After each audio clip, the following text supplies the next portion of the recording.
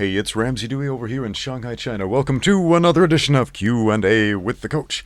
Today we have a question from our friend Martand who says, Ramsey, the more I see your videos, the more I come to know about the injuries you have accrued over your lifetime. The ones I remember, pardon the non-medical terms, are the broken skull over your left eye. Actually, it's over the right eye, but I do have a blind spot because of that in my left. Kind of weird. So, depression fracture right there, blindness right there. Strange, right? Anyway, that's how it worked out. The broken skull leaving your brain vulnerable, your eye floaters blocking your vision, which was already myopic, and now the multiple abdominal surgeries you mentioned. My question is, even after all these injuries, how do you determine you are fit to train and spar? Aren't you afraid of doing more damage to yourself? Am I afraid? No. No, man. I'm gonna tell you. When I leave this world, I want to leave chewed up, spit out, and full of holes, man. Because nobody gets to take a perfectly preserved, mummified body into the afterlife. You use it or you lose it. Or I should say you lose it and then... What did I just say? You use it and then you lose it. There we go. You use your body and then you lose it.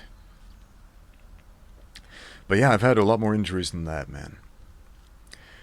I wake up every day with searing pain in my feet, unable to walk because of plantar myofasciitis, and I gotta warm up my feet for quite some time before I'm able to move normally, and if I sit down for any extended period of time, I've got to repeat that process. It sucks. When I do sparring, when I'm nice and warmed up, I move really well, and then I cool down, and suddenly I'm hobbling again. It's like that scene from that Star Wars movie where Yoda is lightsaber fighting with Count Dooku, and he's flipping all over the place. Then all of a sudden, after the battle, he limps on his cane. That's exactly how I feel, man. I've had all kinds of knee injuries. I've got a bad case of patellar tendonitis in my left knee. It acts up quite often. I've had all kinds of undiagnosed knee issues that I've never bothered to look at. And that might shock a lot of people. Why don't you just go to the hospital when you have an injury? And I'll tell you why. Because I'm an American. And Americans, particularly Americans who do not grow up well-to-do or wealthy or even moderately lower middle class, if you grow up kind of poor, you have this poverty mindset where healthcare is just too expensive. Because in America it's not affordable.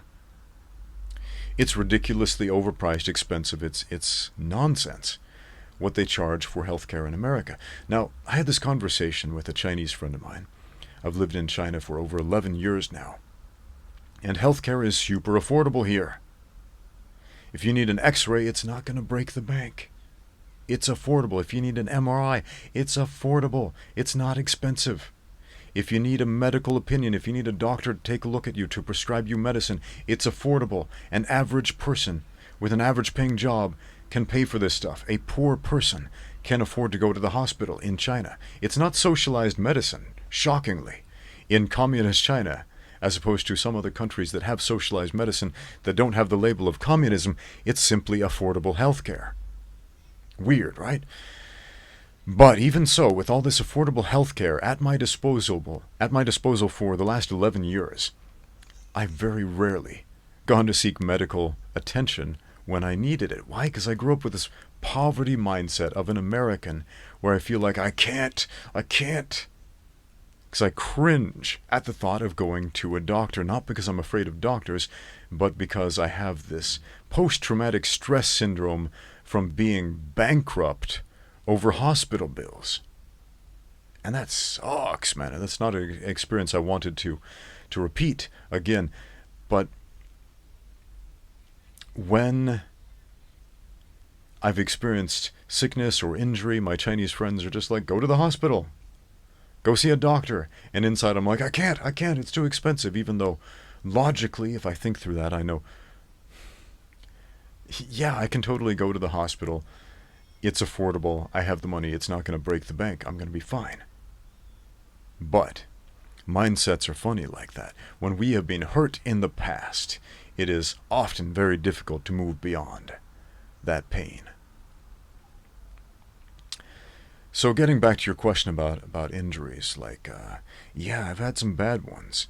How do I know that I'm fit to train and spar? Because I train and I spar, and my body tells me this is okay. This is fine. If I am training and sparring and my body starts screaming, hey, stop, this is not okay, this is not fine, then I make some adjustments. After my skull was broken, after my skull got caved in with this compound depressed skull fracture and this hairline going all the way up to there, I got really, really, really cautious about training. I didn't do anything for about 4 months.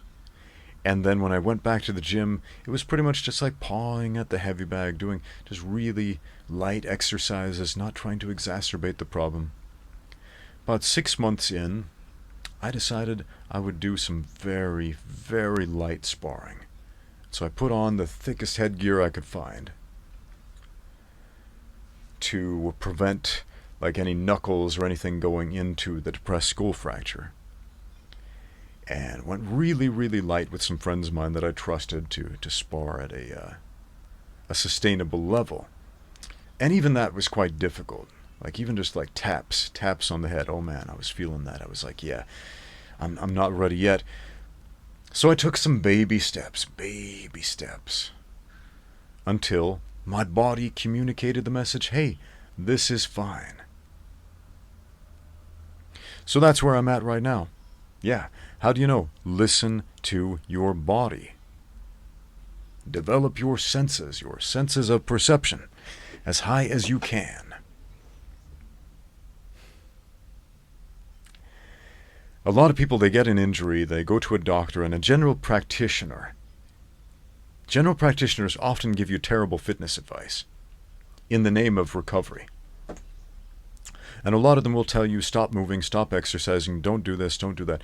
I've received a ton of emails lately from you folks out there who have shared these stories of going to see a doctor, a general practitioner, after an injury, and then they tell you, stop moving, stop exercising, you're never going to move again. And then they sit on their butts for years and they get weaker and sicker and worse.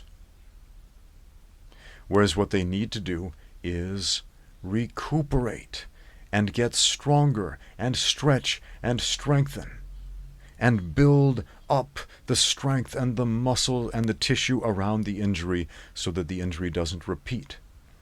So what do I do about my feet that bother me every morning? I work on rehabilitation daily. What do I do about my bad knees? I work on rehabilitation daily. I'm always stretching, I'm always strengthening. Every time I put up a technique video, people are always like, whoa, Ramsey's legs are huge. I thought he was a skinny little dude, but he's got like these gargantuan tree trunk Quadrosaurus Rex legs. What's going on there? This is blowing my mind. Did you know that if you have bad knees, the best thing you can do is strengthen your legs? Yeah, that's why. Surprise. Okay. Yeah, man, if you have injuries, don't just train around them. Find ways to fix them with your training. When you stretch, static stretching in particular, fosters the development of new stem cells in the joints and the tendons, and can literally repair damage over long periods of time. A lot of people assume that because I'm in my 40s, I'm some kind of weak cripple. Because I've had all these injuries, that I'm some kind of weak cripple. And that has no bearing on reality at all. So after I had my third abdominal surgery, and I started easing back in, this was way back in my early 20s, and I was easing back into Taekwondo training. That's what I was doing at the time, Taekwondo. And I eased back into abdominal exercises, and then eventually full classes. And I remember there was this one class, and the instructor had no idea I had abdominal surgery, and I had a 6-inch incision on my abdomen. And he was walking around the room while everybody's doing sit-ups and V-sits and these other abdominal exercises on our backs, and he stands on my guts. And at first I think, oh no, I'm gonna die. He's standing on my incision. But guess what? Because of the recuperative exercises I had done, because of the rehab I had done, my abdomen was strong enough that it didn't bother me. And that was a big wake-up call. It was like, whoa. I had this massive crippling injury, this incision, this slash right through my guts, severing my abdominal tissue, and now it's better, and now it's stronger than it used to be. And in spite of the injury that I suffered, in spite of the sickness that I suffered, I'm stronger than I was before that. Funny how that happens. Our adversity makes us stronger, if we bear it well.